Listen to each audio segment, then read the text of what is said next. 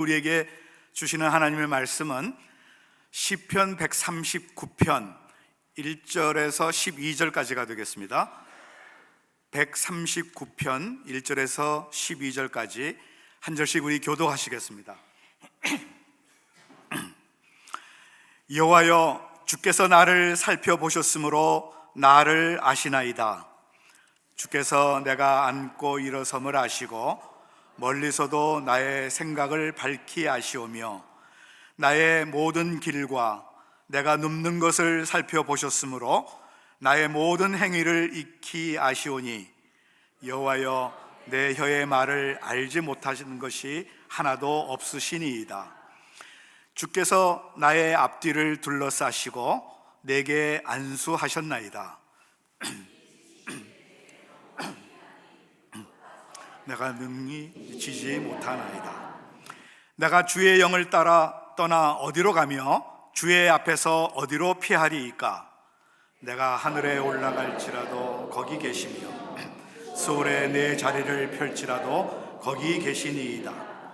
내가 새벽 날개를 치며 바다 끝에 가서 거주할지라도 거기서도 주의 손이 나를 인도하시며 주의 오른손이 나를 붙드시리이다. 내가 혹시 말하기를 흑암이 반드시 나를 덮고 나를 두른 빛은 밤이 되리라 할지라도 주에게서는 흑암이 숨기지 못하며 밤이 낮과 같이 비추이나니 주에게는 흑암과 빛이 같음이니이다. 아멘.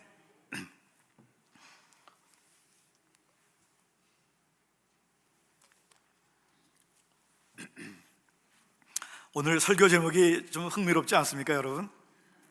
도망자와 추격자. 오래전에 정말 재미있게 본 영화가 하나 있는데요.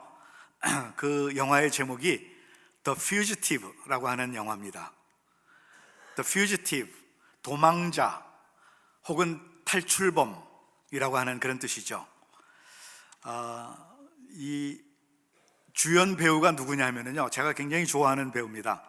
해리슨 포드라고 하는 배우인데요, 이 해리슨 포드라고 하는 배우는 아주 재밌는 영화를 많이 찍었어요. 여러분, 인디아나 존스, 레이더스 오브 로스트 아크, 위트니스 등등 아주 놀라운 그런 영화들을 많이 찍으면서 주연을 했는데, 여기 나오는 이 영화에 나오는 이 사람이 누구냐면요, 의사였습니다.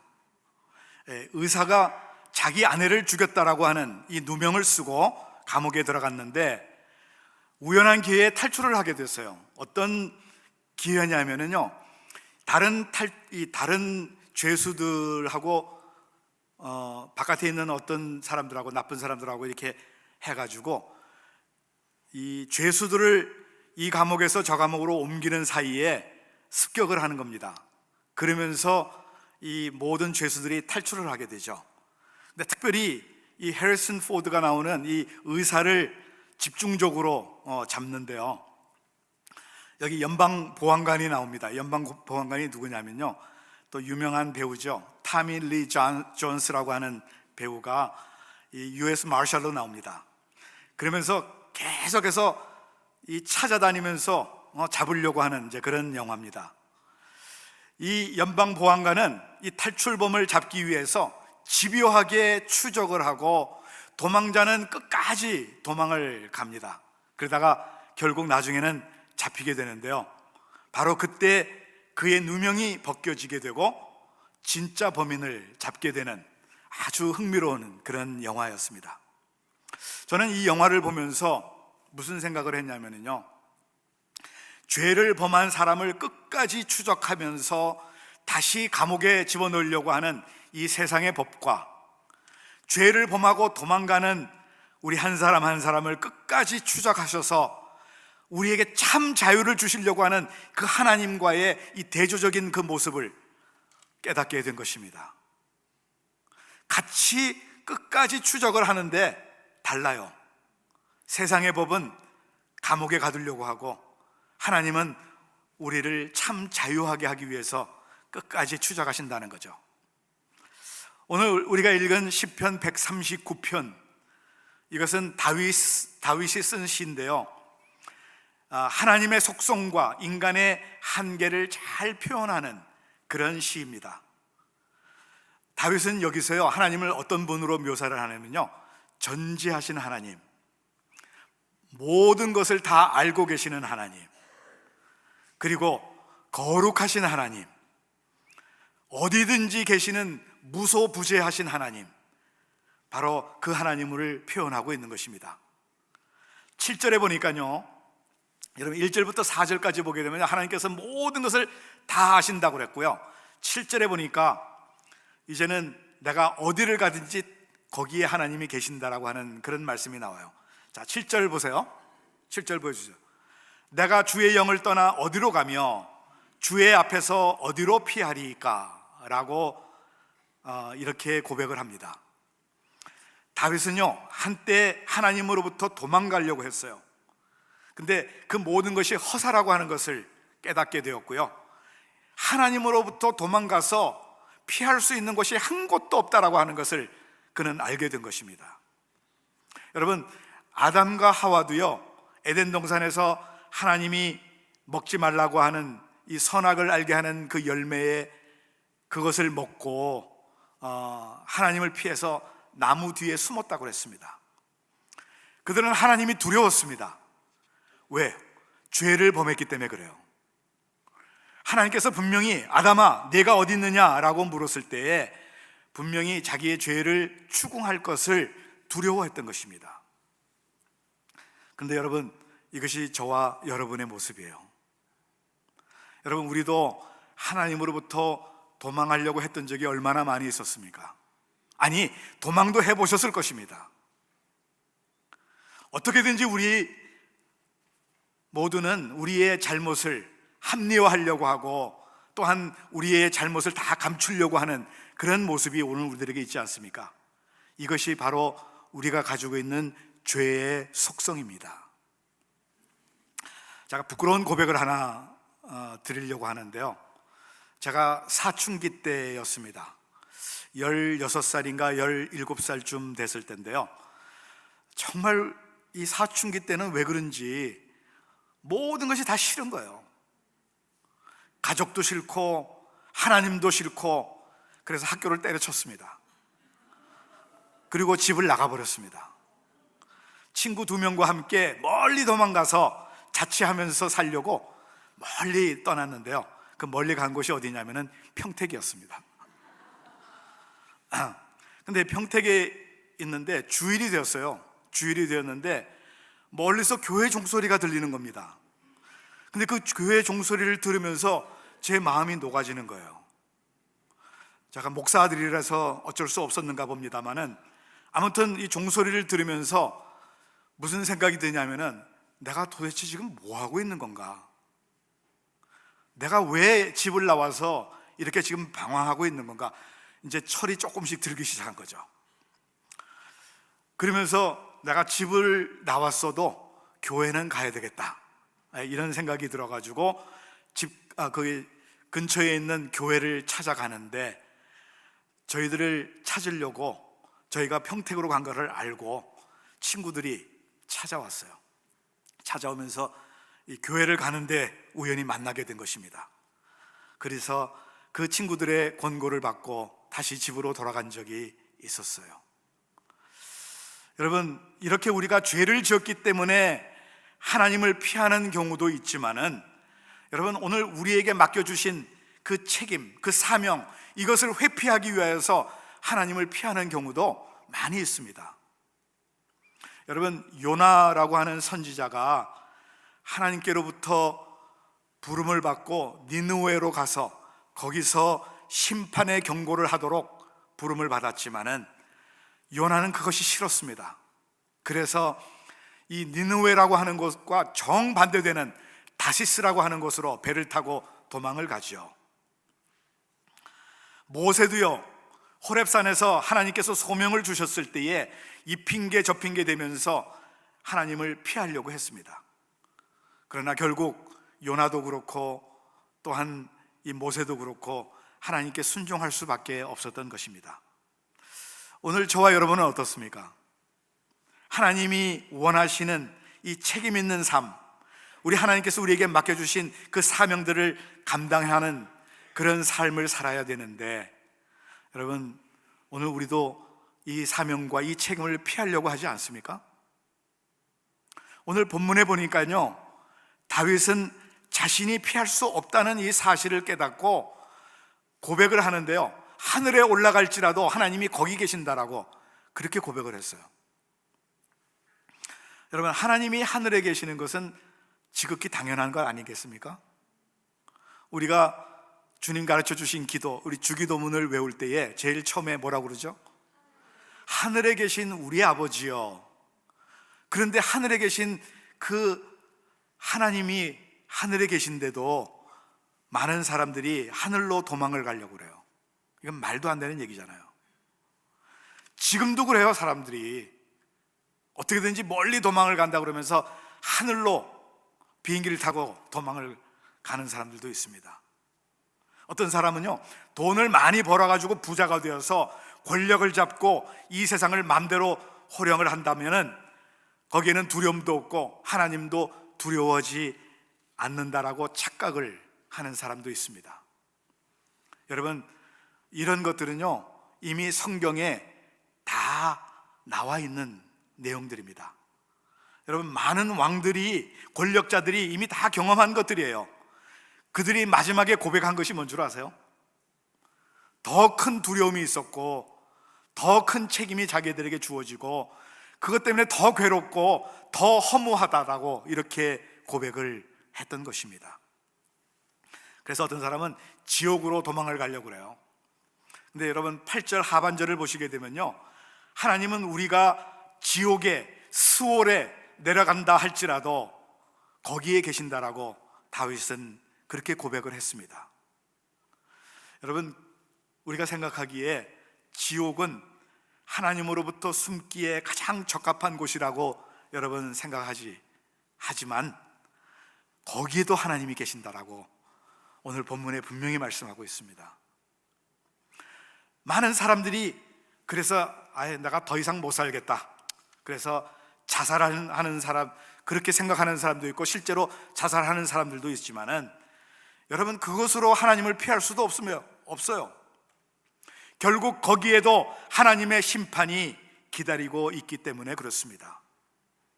그런데도 사람들은 포기하지 아니하고 계속해서 도망 다닙니다. 어디 피할 곳이 없는가 찾아다닙니다. 9절과 10절을 보니까요, 9절과 10절을 한번 보여주시죠. 내가 새벽 날개를 치며 바다 끝에 가서 거주할지라도 거기서도 주의 손이 나를 인도하시며 주의 오른손이 나를 붙드시리이다. 여러분, 이 말씀은 무슨 말씀이냐면요, 많은 사람들이 어떤 과학을 발전시켜 가지고 우리의 인간의 생명을 연장시키고 우주를 정복하고 이제는 하나님 없이도 살 수 있다라고 하는 그런 세계를 만들어 보려는 것과 같은 것이라는 것입니다. 여러분, 인간의 이러한 무수한 노력이요, 하나님의 손을 벗어날 수 없다라고 하는 것을 알게 되는데요, 여러분 한번 생각해 보세요. 요즘 일어나고 있는 지진, 화산, 홍수, 그 다음에 토네이도, 허리케인, 여러분, 하나님께서는 이런 것들로 계속해서 추격하시면서 우리를 깨닫게 하시는 거예요. 꾸준하게 꼼짝없이 우리가 하나님 앞에 두 손 들 수밖에 없도록 그렇게 지금 계속해서 하나님께서 추적하고 계시는 것입니다. 요나가 다시스로 가는 배 밑창에 안심하고 잠을 자고 있었지만은 결국 하나님께서는 그를 추적하셔서 깨닫게 하시고 다시 니느웨로 보내신 것입니다. 자, 그렇다면은 우리가 이런 생각을 합니다. 왜 하나님은 도망가는 우리를 그대로 내버려 두지 아니하시고 끝까지 추적을 하십니까? 하나님, 우리가 살든지 죽든지 그냥 내버려 두세요. 왜 자꾸 쫓아와서 우리를 귀찮게 하십니까? 우리가 이렇게 불만을 토론하죠.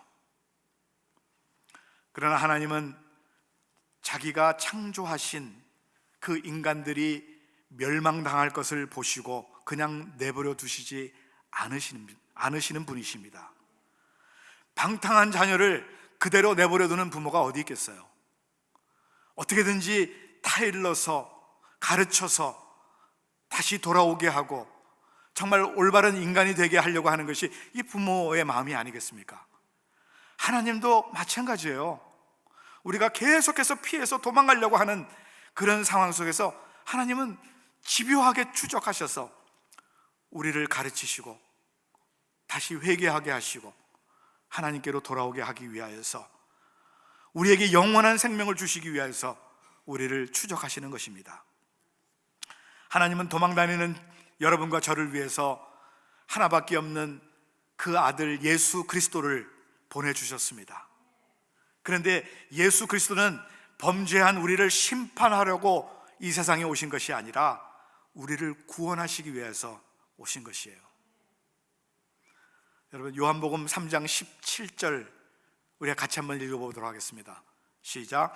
하나님이 그 아들을 세상에 보내신 것은 세상을 심판하려 하심이 아니요 그로 말미암아 세상이 구원을 받게 하려 하심이라.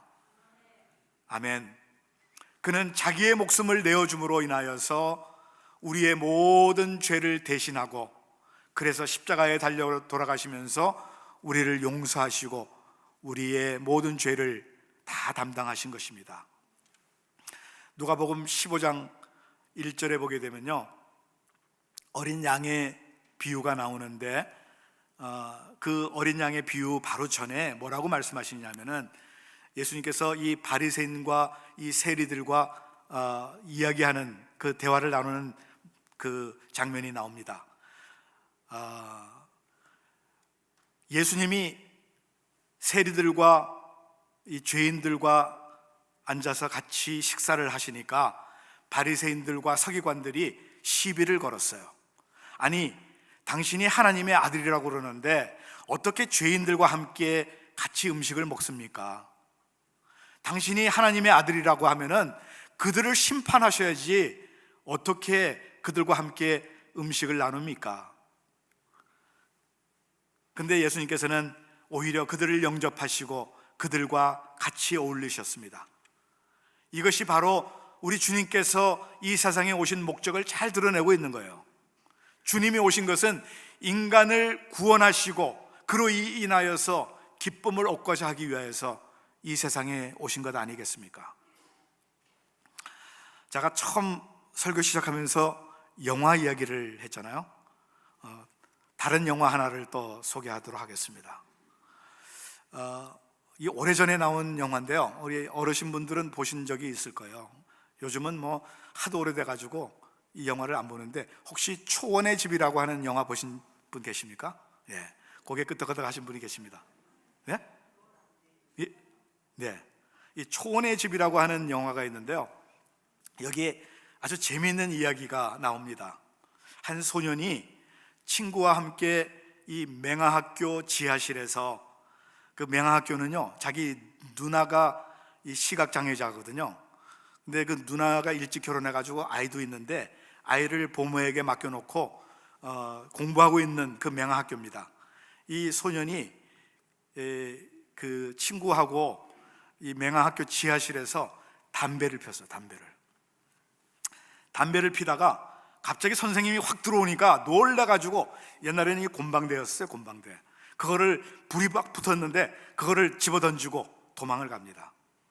근데 거기서부터 불이 나가지고요, 그 맹아학교 전체가 완전히 다 불에 타 없어져 버렸어요. 근데 나중에 이 불난 장소를 조사하다가 이 곰방대가 발견이 되었고 그것이 화인이었다는 것을 알게 되었습니다. 그런데 이 불이 나가지고요, 다른 사람은 다 도망갔는데 그 자기 누나의 아기, 그 아기를 돌보고 있던 보모와 그 아기가 불에 다 죽었습니다. 이 소년은 이로 인해서 너무 고민에 빠졌어요. 자기 때문에 조카 아기가 죽었고, 이로 인해서 이 시각장애자였던 누나는 정신이 나가버렸습니다. 소녀는 견디다 못해서 집을 뛰쳐나가 도망을 가죠. 그래서 그 소년의 아버지가 그를 찾으려고 온 사방 돌아다니는데요, 이 소년은 결사적으로 도망을 가는 것입니다. 자기의 죄가 도저히 용서받을 수 없는 죄라고 하는 것을 알기 때문에 결국 도망을 가죠. 아버지가 아들을 찾으면서 벌을 주려고 찾는 것이 아니라 그 아들을 도와주기 위해서 찾는데, 이 소년은 그것을 알지 못하고 계속해서 도망을 다니죠. 결국 아버지를 만납니다. 그리고 아버지의 도움을 받아서 소년은 그 죽은 보모의 남편을 찾아가서 용서를 구하고 용서를 받습니다. 그리고 이 누나를 찾아가 가지고 누나에게 용서를 구하고 용서를 받아요. 누나도 정신이 나중엔 다 돌아왔습니다. 그리고 그 불이 난 자리에 다시 맹아학교가 세워졌다고 하는 그런 이야기가 그 영화에 나옵니다. 여러분, 우리 스스로 가지고 있는 죄의 속성 때문에 우리는 늘 좌절하고 실망을 합니다. 절망을 하고요. 그리고 우리가 저질러 놓은 이 죄의 결과를 보고 두려워서 우리는 하나님을 피하려고 도망을 다니죠. 그런데 하나님은 도망가는 우리를 결코 내버려 두지 아니하시고 끝까지 추적하셔서 우리를 찾아오십니다. 그리고 이렇게 말씀을 하시죠. 이사야서 1장 18절 같이 한번 읽겠습니다. 오라, 우리가 서로 변론하자. 너희의 죄가 주홍 같을지라도 눈과 같이 희어질 것이요 진홍같이 붉을지라도 양털같이 희게 되리라. 우리가 저지른 죄악의 결과를 예수님이 십자가에서 대신 다 담당하셨습니다. 그래서 이제는 우리가 도망가지 말고 예수님께로 돌아오라는 거죠. 오라, 우리가 서로 변론하자. 여러분, 많은 사람들이 이런 생각을 해요. 지금까지 내가 지은 죄가 얼마나 큰데 나는 도저히 용서받을 수 없어. 그래서 하나님께 나오기를 꺼려하는 것입니다. 그러나 여러분, 우리의 죄가 어떠하든지, 얼마나 잘못한 죄를 범했는지 그거 상관하지 아니하시고 자기에게 오는 자를 우리 주님께서는 분명히 용서하시겠다라고 약속해 주셨어요. 그것이 요한일서 1장 9절에 있는 말씀입니다. 같이 한번 읽어보겠습니다. 만일 우리가 우리 죄를 자백하면 그는 미쁘시고 의로우사 우리 죄를 사하시며 우리를 모든 불의에서 깨끗하게 하실 것이요. 여러분, 우리가 어떤 죄를 지었다 할지라도 우리가 주님 앞에 자복하게 되면은 우리 주님께서는 우리를 용서하십니다. 제가 새벽 기도회 때도 한번 이 예화를 들었던 것 같은데요, 로마의 어거스트 황제 때에 있었던 이야기입니다. 그 당시 아주 포악하고 아주 싸납고 정말 흉악한 그런 해적 두목이 있었는데요, 그는 아주 못된 짓만 골라서 했습니다. 그런데 이 해적 두목을 잡을래야 잡을 길이 없는 거예요. 워낙 사납고 워낙 무서운 사람이기 때문에. 그래서 이 로마 황제는 현상금을 걸었습니다. 누구든지 그놈의 머리를 가지고 오는 사람에게 내가 많은 상과 함께 높은 벼슬을 주겠다. 근데 그 사람을 잡아오는 사람이 없어요. 어느 날 황제가 마을을 순시하고 있는데 어느 아주 건장한 사람이 황제 앞에 딱 나타나서 절을 하면서 제가 해적 두목의 머리를 가져왔습니다. 그러니 저에게 어떤 상을 주시겠습니까? 이렇게 묻는 거예요. 그러면서 절을 하는 거죠. 이 황제가 깜짝 놀라면서 과연 네가 그놈의 머리를 가져왔느냐? 그때 그 해적이 바로 그놈이 이놈입니다 하면서 자기 머리를 가르치는 거죠. 그러면서 하는 얘기가 이놈이 정말 이 나라에 우리 황제께 많은 죄를 저질렀습니다. 저의 죄를 한 분만 용서해 주시면은 제가 황제를 위해서, 이 나라를 위해서 제가 목숨을 바치겠습니다. 한 번만 용서해 주십시오. 그때 이 황제가 그의 용기를 보면서 정말 대단한 놈이구나 그러면서 그를 용서해 주면서 그를 해군 장교로 삼았습니다. 그랬더니 이 사람이 얼마나 충성을 하는지 끝까지 충성을 하면서 나중에는요 그 나라의 해군 사령관까지 되었다는 그런 이야기가 있습니다. 여러분, 우리가 죄를 회개하고 예수 그리스도를 나의 구주로, 나의 주님으로 믿고 영접하게 되면은, 그리고 우리 주님께 우리가 충성하게 되면은 주님은 우리를 용서해 주실 뿐만 아니라 우리로 인하여서 기쁨을 누리신다라고 하는 이 사실을 다시 한번 기억하시고요, 우리가 하나님의 얼굴을 피해서 도망가는 그런 죄인들이었지만은, 그러나 이제는 여러분, 우리를 찾으시는 그 하나님의 사랑과 그 은혜를 다시 한번 우리가 깨닫고요, 우리 모두가 주님께로 돌아가 우리 주님 앞에 순종하는 우리 모두가 될 수 있기를 간절히 바랍니다.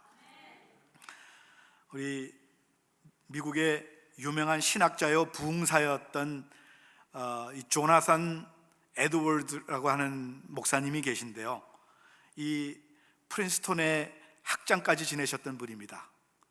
조나산 에드워드. 그분의 설교 가운데에 이런 표현을 했어요. 어떤 표현을 했냐면, 우리 모두는 흉악한 벌레와 같은 죄인들이다, 이렇게 표현을 했습니다. 그 설교를 듣는 어떤 사람이 나중에 목사님을 찾아와 가지고 이렇게 따졌다고 그래요. 우리가 아무리 죄인이라 할지라도 흉악한 벌레 같은 죄인, 이건 너무 표현이 너무 과격한 표현 아닙니까? 어떻게 그런 표현을 쓰십니까? 이렇게 따졌다고 그래요. 근데 여러분, 우리가 깊이 생각해 보면은요, 이게 조금 더 지나친, 조금 더 과격한 표현이 아니에요. 한번 생각해 보시기 바랍니다. 하나님은 빛이신데 그분 앞에 숨길 것이 하나도 없는 거죠. 우리 모두는요, 우리가 태어날 때부터, 아니 태어나기 전부터 지금까지 우리의 모든 생각과 모든 것을 다 알고 계시는 하나님, 우리의 말과 생각과 행동과 이 모든 것을 그저 손바닥 보듯이 다 알고 계시는 그 하나님, 특별히 여러분, 우리의 이 상상 속에는요 못된 상상들이 얼마나 많이 있습니까? 허영이 많이 있고, 교만이 있고, 시기가 있고, 질투가 있고, 욕심, 아집, 이런 것들이 다 하나님이 보실 때는 다 보이는데, 여러분, 우리가 흉악한 벌레가 아니고 무엇이겠습니까? 아니, 저는 그보다도 더 흉악할지도 몰라요. 모르겠어요. 여러분들은 모르겠는데 저를 생각하면 그래요. 저는 정말 이 흉악한 벌레보다 못한 그런 죄인이라고 저는 생각이 됩니다. 바로 그러한 죄인이라 할지라도 우리가 주님 앞에 나아가서 우리의 잘못을 고백하고 회개하게 되면 하나님은 다 받아주세요. 우리를 용서해 주세요. 우리가 우리의 잘못과 죄로 인해서 도망가지만은 하나님은 우리를 끝까지 추적하시고 찾으시는 그 하나님의 사랑, 그 사랑이 얼마나 큰지 우리는 도저히 상상도 못할 정도입니다. 여러분, 우리와 같은 이런 벌레보다도, 흉악한 벌레보다도 못한 그 죄인들을 찾으시는 그 하나님의 마음을 여러분 한번 생각해 보세요.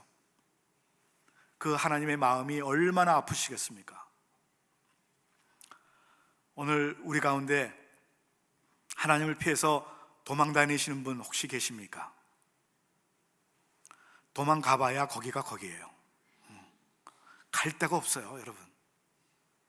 이제 우리는 우리를 추적하시는 하나님의 그 사랑, 그것을 깨닫고 더 이상 도망가지 마시고요, 방향을 바꾸어 가지고 이제는 하나님께로 나아가십시다.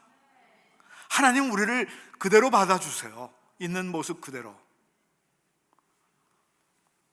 우리에게 그냥 받아주실 뿐만 아니라 우리를 안아주시고 우리에게 풍성한 은혜를 우리에게 부어 주실 것입니다. 그리고 우리에게 끝까지 사랑하신다라고 말씀해 주시고 우리에게 영원한 생명을 주시는 것입니다. 우리 모두 다 이 시간 다시 한번 우리 주님께로 향해서 우리를 사랑하시는, 우리를 안으시는 그 하나님께로 나아가시면서 영원한 생명을 누리는 저와 여러분 되시기를 주님의 이름으로 축원드립니다. 걸어가신 아버지 하나님 감사합니다. 정말 흉악한 벌레만도 못한 저희 죄인들이지만은 우리들을 그냥 내버려 두지 아니하시고 도망가는 저희들을 끝까지 추적하셔서 우리를 안으시고 우리에게 참 자유를 주시는 그 하나님의 놀라우신 사랑을 다시 한번 깨닫고 우리 주님 앞에 나아갑니다. 아버지 하나님, 우리를 받아 주시옵소서. 아버지, 우리를 용서하여 주시옵소서. 우리를 새롭게 하시고 아버지 하나님, 주의 영광을 위해서 살아갈 수 있는 우리 모두가 되게 하여 주시옵소서. 우리 구주 예수 그리스도의 이름으로 간절히 기도하옵나이다. 아멘.